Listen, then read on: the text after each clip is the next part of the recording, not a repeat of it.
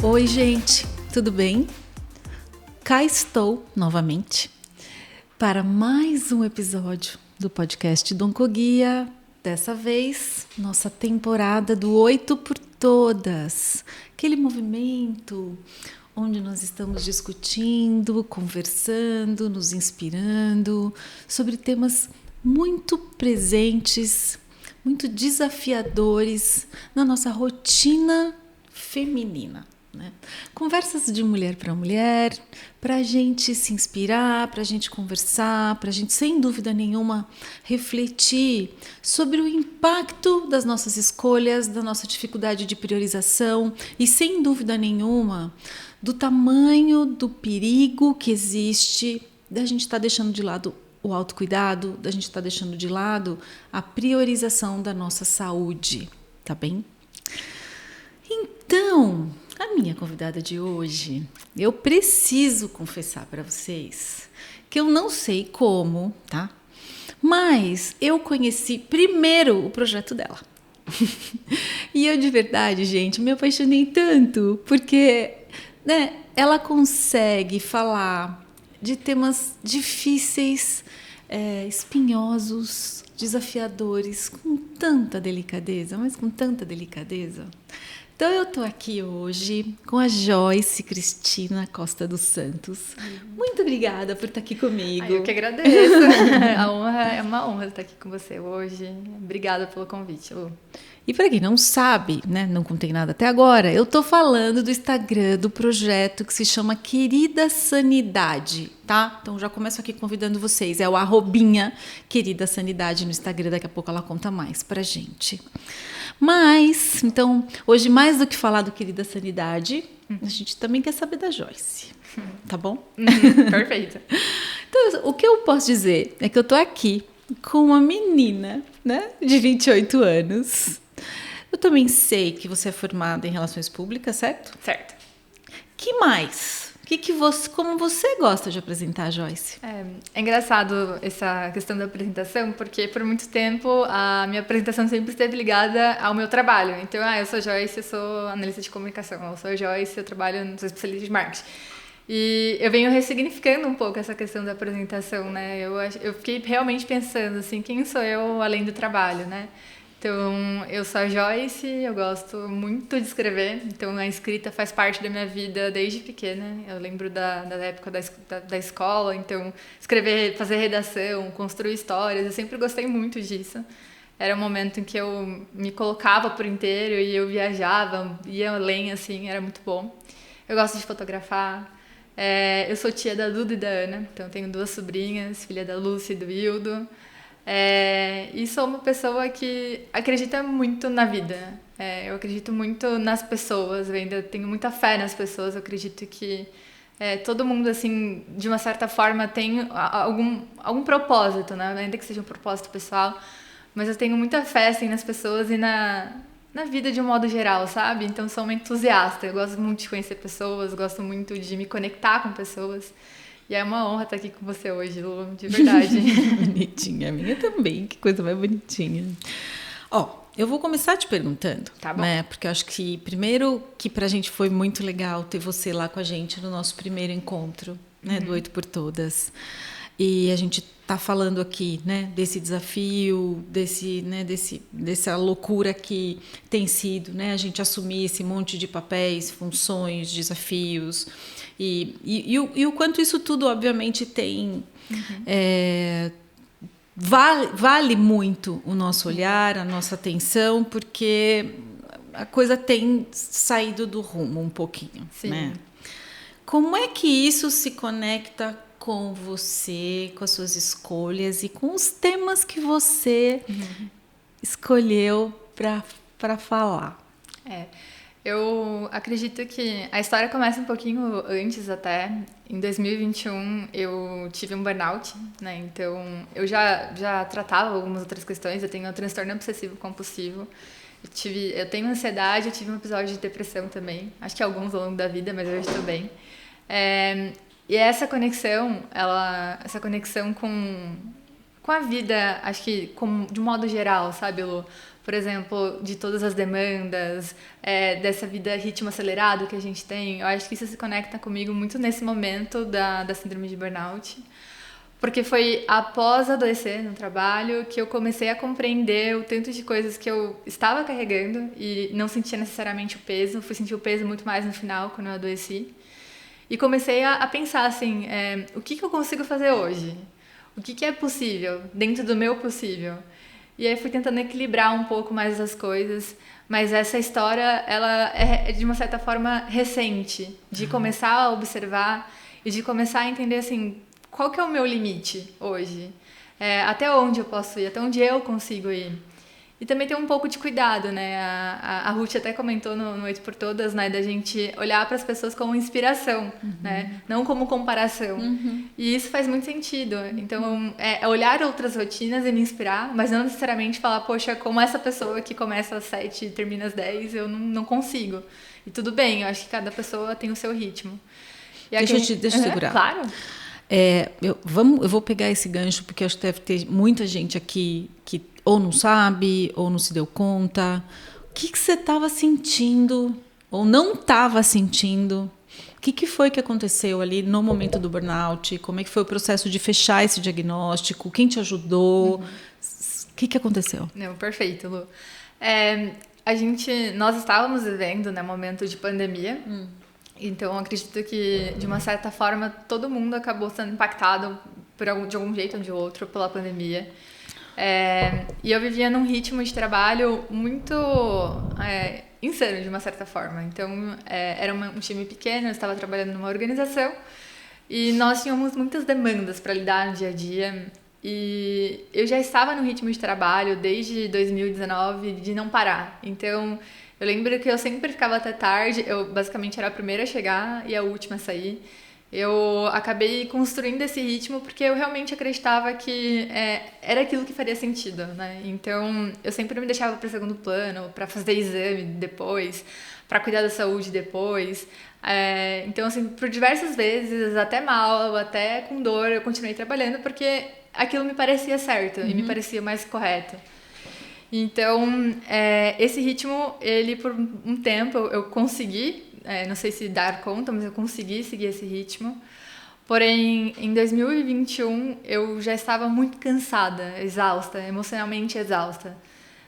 E não é um cansaço, aquele cansaço de vou descansar, assim, vou ficar um dia fora, vou recuperar as energias e vou voltar.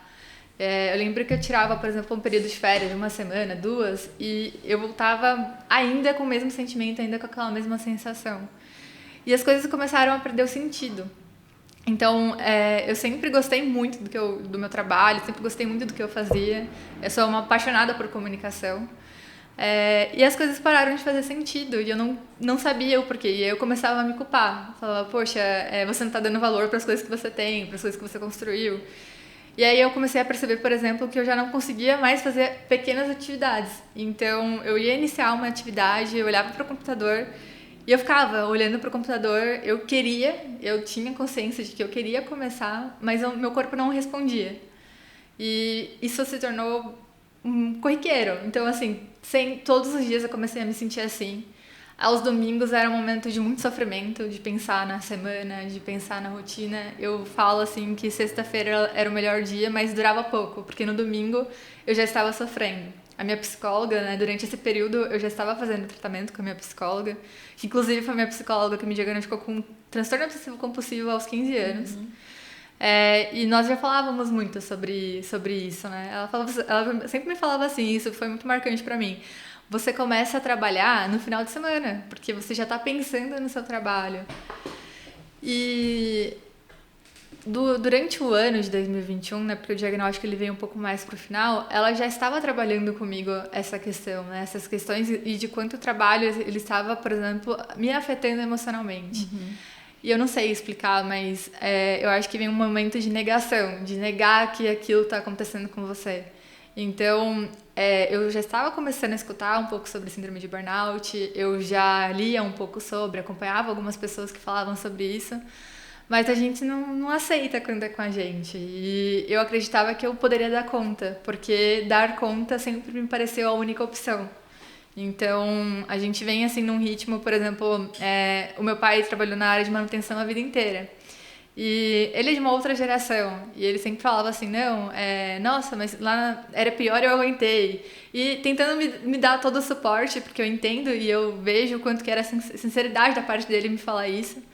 Mas a gente cresce com essa crença, né, de que a gente tem que passar por tudo e superar tudo e dar conta de tudo.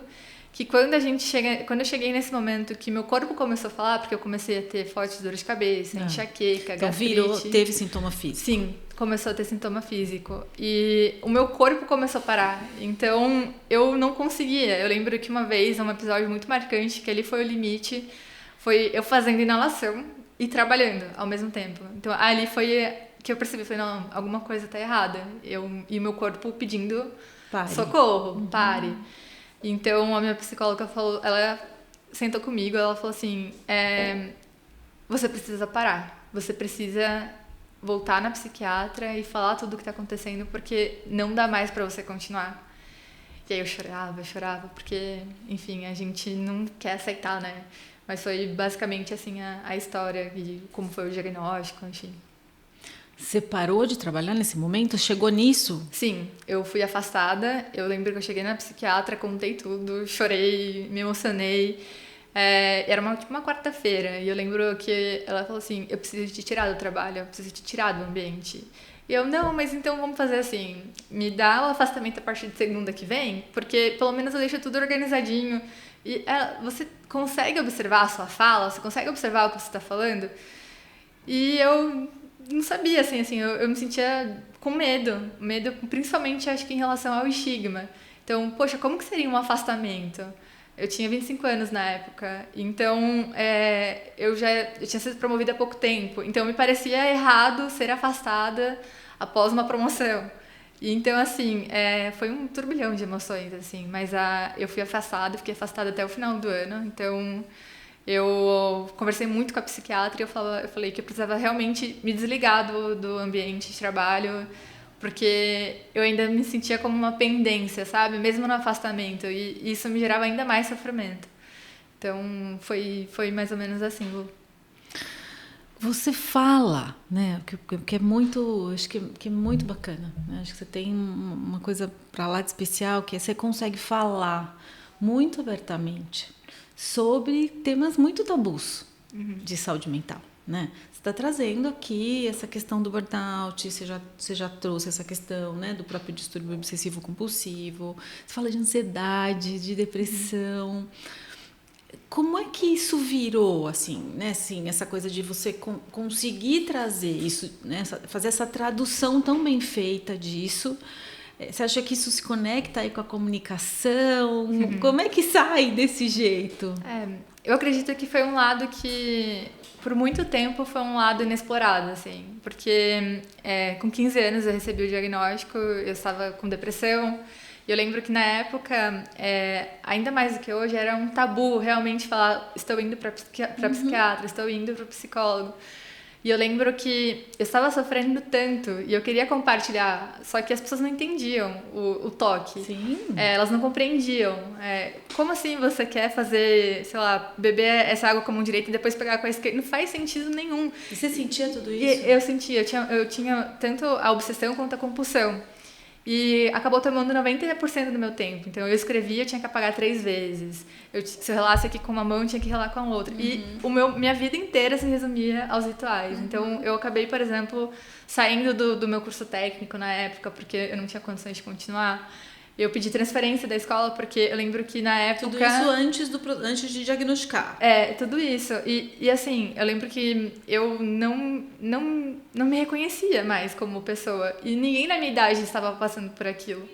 Então, foi um momento muito difícil, porque eu queria contar para as pessoas, porque eu estava sofrendo, só que as pessoas não entendiam. E ainda tinha um julgamento. Então, eu lembro que... não, mas porque você quer chamar atenção. Eu lembro de escutar isso... E eu, não, a última coisa que eu quero é atenção, assim, eu queria realmente, assim, que as pessoas me abraçassem, assim, acho que não precisava nem me dizer muita coisa, mas que entendesse, por exemplo, que eu estava vivendo um sofrimento. E por muito tempo isso ficou meio que guardado. Então, tipo o filme do Não Falamos do Bruno, não falamos sobre toque, não falamos sobre depressão, não falamos sobre ansiedade. Porque ainda se tem muito estigma em relação à saúde mental. Então, quando eu comecei, por exemplo, a ingressar ao mercado, falar sobre isso poderia ser, por exemplo, uma questão impeditiva para eu entrar numa organização. Sim. Então, isso ficou muito guardado, Lu, muito, assim. E eu realmente sentia que eu precisava dividir isso com algumas pessoas. E foi muito marcante uma vez, quando na faculdade eu conversei com uma colega e eu contei como foi minha experiência com o toque. E aí, meses depois, ela falou assim, você me salvou aquele dia. Ela falou, eu não estava entendendo o que estava acontecendo comigo, eu procurei psiquiatra, eu procurei psicólogo, estou em tratamento, mas aquela conversa mudou toda a minha trajetória. E eu não esperava. E a partir disso... Normaliza, né? Isso. Você consegue, né, permitir que o outro entenda o que está sentindo e pelo menos se permite buscar ajuda, né? Exatamente. É muito importante. E foi a partir disso, né? Então, acho que veio o afastamento da burnout. E a partir desse momento em que eu fiquei comigo, que eu comecei a entender, que eu preciso fazer alguma coisa. E eu gosto muito de comunicação, eu gosto muito de escrever, gosto muito de criar. E foi assim, a partir dessa vontade, desse desejo de tirar da gaveta todos esses meus medos, porque outras pessoas também estão com seus medos na gaveta, e de querer realmente ajudar as pessoas a levar uma informação de uma forma... Olha, comigo foi assim, mas com você pode ser diferente, mas assim, um caminho parecido que a gente pode trilhar é você procurar ajuda. E isso acontece muito, direto assim, tanto na minha DM do Instagram, pessoas que chegam com suas histórias e eu sempre tento acolher e falar assim, olha, eu acolho, eu te acolho, fale comigo, mas procure ajuda, né? Você precisa encontrar uma ajuda de uma pessoa... Exatamente. Né? Eu falo para todo mundo, procura ajuda especializada, procura por apoio, porque é o caminho que eu enxergo, sabe? Que eu vejo que faz mais sentido e que, de fato, me salvou inúmeras vezes, assim. Então, se eu estou aqui hoje é porque minha psicóloga há anos me salvou, psiquiatra, que eu faço tratamento desde os 15 anos, eu nunca parei de tomar remédio. Essas pessoas me salvaram, então assim, é o caminho que eu sempre indico, sabe? O que tem aí nesse bastidor do Querida Sanidade? Que tipo de ajuda que chega? O que você percebe? Que dores são essas, né? Que as pessoas, por meio do teu canal, né? Por meio das suas mensagens, estão se permitindo falar? Eu recebo alguns relatos, principalmente relacionados ao trabalho. Então, pessoas que falam, me identifiquei muito com uma publicação que você fez, mas não posso compartilhar porque alguém do meu trabalho pode ver. Ou pessoas que falam, eu já estou no meu limite, eu não estou aguentando mais, eu preciso de ajuda. Ou até mesmo, por exemplo, em relação ao toque. Eu dei uma entrevista uma vez para um jornal, enfim. E além do toque, eu tenho tricotilomania, que é a mania de arrancar os cabelos. Eu não como, porque tem gente que arranca e come, eu arranco os cabelos. E você fica puxandinha assim? Sim, eu tenho, inclusive algumas entradas aqui no cabelo. Eu estou melhorando, eu venho fazendo tratamento, mas é muito difícil. E um relato uma vez foi de uma mãe que estava desesperada, porque a filha estava com tricotilomania e ela não entendia também. Então as pessoas... vai ficando com falha, vai ficando. E eu tenho uma falha. E você tira o fiozinho e joga? Jogo. E às vezes sem perceber, eu tô puxando e aí, de repente quando eu vejo, tem muitos cabelos ao meu lado. Aí eu falo, não, pera. Aí eu levanto, tento me reconectar de uma certa forma, porque não é um desejo. Eu não falo, por exemplo, quero puxar meus cabelos agora, simplesmente acontece. Claro. Então, assim, eu recebo esses relatos das pessoas que, por exemplo, estão passando por uma situação similar. E é interessante, porque como eu, no passado, quando tudo aconteceu, a minha primeira pergunta foi, e a cura disso tudo? E a cura para essa tristeza que eu tô sentindo, para essa ansiedade, pro toque? E eu lembro muito da minha psicóloga falar, eu não vou te dar a cura, mas a gente vai construir o seu tratamento juntas. E aquilo foi importantíssimo na minha vida. Então as pessoas às vezes me procuram, como foi se curar da burnout? Eu falo assim, gente, eu nunca recebi uma alta, eu me cuido até hoje. Então as pessoas vêm querendo a resposta. Sim. Só que a resposta você encontra no caminho, você encontra no tratamento, você encontra com profissionais. Então eu tento sempre fazer isso, acolher e direcionar. Porque Exato. Interessante, né? Fico pensando, né, o desafio que é, porque, claro, né, um dos temas que a gente está trazendo aqui no 8 é o que a gente está falando aqui hoje, né, Joyce, é esse desafio da saúde mental, né, que ainda é tratada como bobagem, como deixa para lá, como vai, você aguenta, vai, né? Você, sem depressão, né? Chora um pouquinho que passa, né? A gente ainda tem esse desafio do que existe de preconceito, de uma dor que muitas vezes é desvalorizada, de uma falta de espaço, até mesmo do preconceito de buscar ajuda, né? Porque a gente acha que tem que dar conta de tudo sozinha. E o quanto, obviamente, isso vai somar, né? Com o trabalho que não está me deixando feliz, né? Com o relacionamento que não está me satisfazendo mais. Então, né? Assim, que importante que é você trazer isso, assim, né? E de novo, né? Com a delicadeza que isso é colocado ali no Querida Sanidade, né? Eu fico sempre pensando na pessoa que, por exemplo, pode ser impactada por algum conteúdo. Como que eu posso, por exemplo, trazer um tema que ainda, por exemplo, seja um tema difícil de lidar? Como que eu posso trazer esse tema e que a pessoa, por exemplo, não sofra ainda mais ou não se culpe ainda mais? Sim. Então, eu sempre tento pensar assim, como outra pessoa ser impactada por esse conteúdo. E eu tento trazer um pouco também da vida como ela é, porque às vezes a gente tem uma sensação que é tudo muito distante, que tá acontecendo só com a gente. E na verdade, eu sempre falo, a jornada em busca de sanidade ela é mais compartilhada do que tudo, porque eu tenho algumas conexões e muitas pessoas me falam, inclusive hoje uma grande pessoa, uma grande querida, enfim, que eu acabei me conectando, me falou: olha, as coisas que me ajudam hoje é a minha terapeuta, é meu exercício de respiração e ler os seus conteúdos. Ah, que lindeza. E eu achei incrível isso, porque é um pouco do que eu acredito também. Eu tô nesse pacote também. Ai, que ótimo. Fico feliz. Então, acho que é esse cuidado, sabe, Lu? Como que a pessoa vai receber? Como que eu consigo transmitir talvez essa dor de um jeito que a pessoa também se identifique, mas que ela se acolha. Porque eu olhando do lado do paciente, porque o meu lado, e eu sempre falo para todo mundo, meu lado aqui é como paciente. Eu acho que a gente precisa muito desse acolhimento. Nossa, com certeza. Né? Isso faz muita diferença. A saúde mental como um todo foi um tema que foi totalmente transformador na minha casa. Por exemplo, os meus pais não entendiam.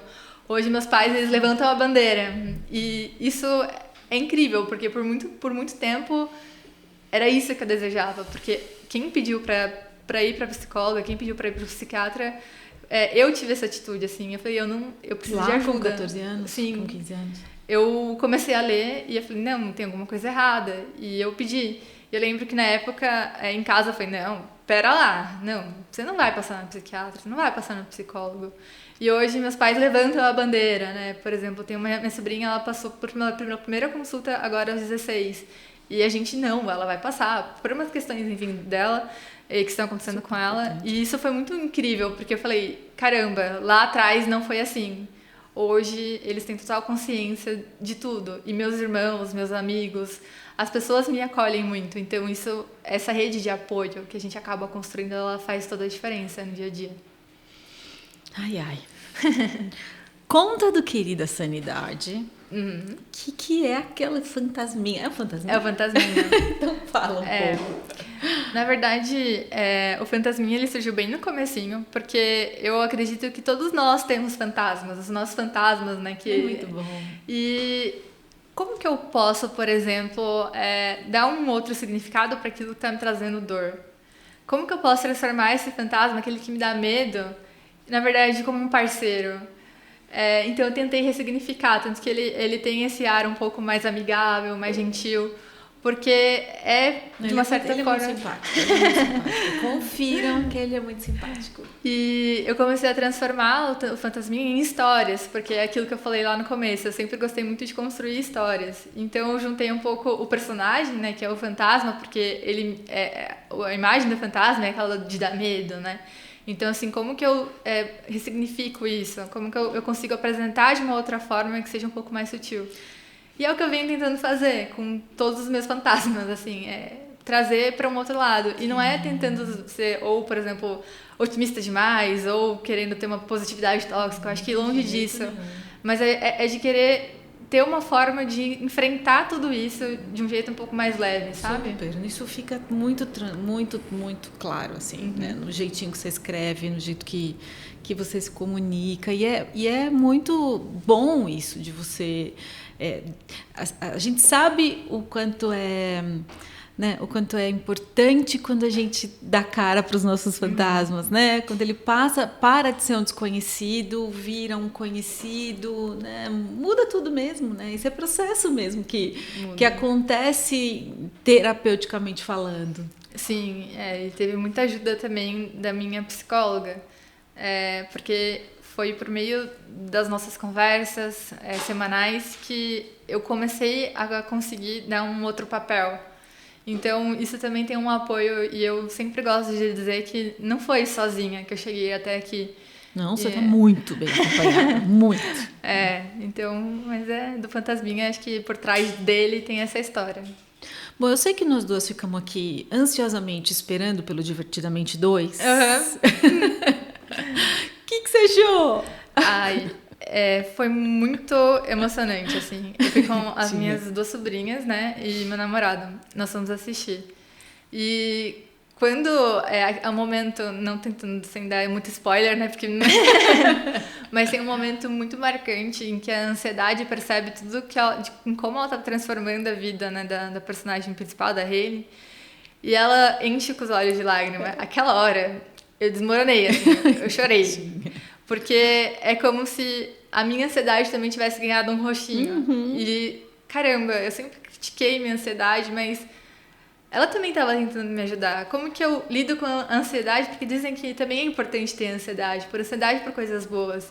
Então, como que eu lido com tudo isso? Mas foi muito emocionante. Porque até então... eu nunca tinha, sei lá, assistido nada parecido. Assim, um filme que também eu gosto muito é Soul. É perfeito, assim, é um dos meus filmes favoritos. E tanto ele quanto Divertidamente, ambos me fizeram chorar, porque é muito... toca aqui dentro, sabe? É uma coisa que eu não consigo nem explicar, e que se eu vejo a cena hoje rodando, meus olhos enchem de lágrimas, porque falar sobre ansiedade, falar sobre a saúde mental como um todo, tem um preço, assim, a gente sabe que nem todo mundo compreende, assim. E quando você vê essas conversas ganhando espaço e ganhando relevância, é quase que um respirar, assim, tipo, ufa. É esse sentimento, assim. Então, essa foi a minha sensação assistindo o filme. Muito. Eu, pra mim, assim, lembro bem também dessa cena, mas a hora do chilique da alegria, né? Da alegria também, tendo piti, né? Sim. Assim, essa pra mim também foi ótima. Outra que eu adorei, que a gente fala tanto aqui no mundo do onco, precisa até pensar num jeito até de fazer alguma arte relacionada a isso, foi a hora que tá todo mundo caindo e o medo abre o paraquedas. Sim. Né? E todo mundo olha para ele, mas você tem isso? Né? E o quanto a gente fala, né? Que o medo protege, que o medo antecipa. Eu achei aquilo, e no fim é o medo que salva todo mundo, né? Quanta ceninha ali mesmo, né? De recados estratégicos e necessários, né? Exatamente. E fazer as pazes com as nossas emoções, né? Porque às vezes a gente julga tanto o medo, mas o medo já nos salvou tantas vezes. Bom, eu sou fã da tristezinha. Eu amo a tristeza. A minha é a tristezinha sempre. Eu amo a tristeza. Meus filhos já sabem em casa. Ai, mamãe, a sua predileta é a tristezinha, né? Eu falo, a tristezinha. Eu amo a tristeza. Como meu nome é Joy, as pessoas falam Joy. E Joy é alegria em inglês, né? Então eu falava assim, você é a Joy inteira. Eu falava assim, poxa, mas eu gosto muito tanto da tristeza. A minha sobrinha disse que eu sou a nostalgia, porque eu amo tudo que envolve nostalgia. Eu fico... Aquela senhorinha, né? Eu achei que o personagem da nostalgia foi demais foi mesmo, incrível. Né? E o quanto que ela aparece em momentos estratégicos também.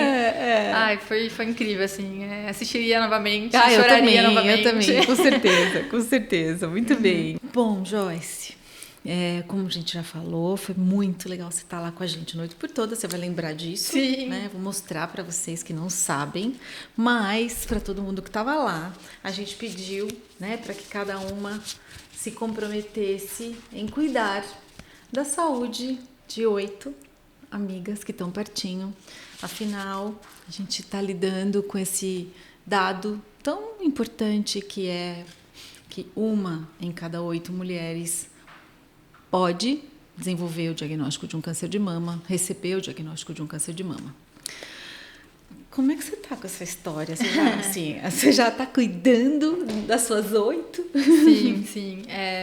Por, não sei se coincidência ou eu acredito que as coisas também acontecem no momento certo.